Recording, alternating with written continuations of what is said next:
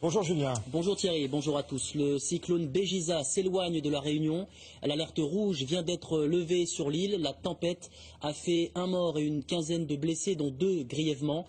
Les dégâts matériels sont considérables. Ce matin, près de 200 000 foyers sont toujours privés d'électricité. Clarisse Fortuné avec nos confrères de Réunion Première. Pendant que le cyclone Béjiza poursuit sa route vers le sud, les Réunionnais, quant à eux, se réveillent avec les images de désolation laissées par son passage. La nuit a été longue, marquée par des rafales de vent à plus de 150 km/h et des pluies diluviennes, l'équivalent d'un an de pluie en métropole en 24 heures. On dénombre 1 mort et 15 blessés, dont 2 grièvement.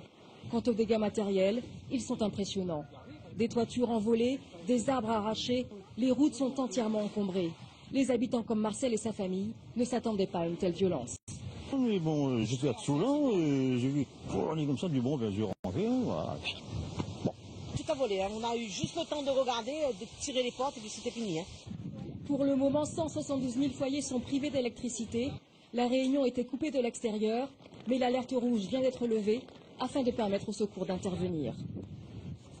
Et pour bien comprendre l'intensité de ce cyclone, sachez qu'il est tombé en une journée hier sur l'île, l'équivalent d'1 an de pluie dans l'Hexagone. Alors, où en est-on ce matin? On fait le point avec Marc Degly, rédacteur en chef de Réunion Première. Nous l'avons joint par téléphone il y a quelques minutes.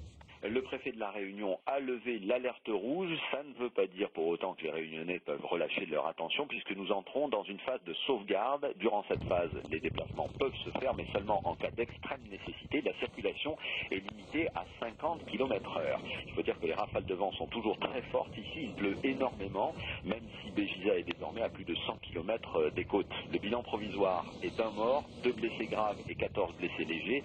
La personne décédée est une octogénaire habitante de Saint-Leu, dont le corps a été retrouvé ce matin dans son jardin. On ignore encore les circonstances de sa mort et si elle est directement liée au cyclone.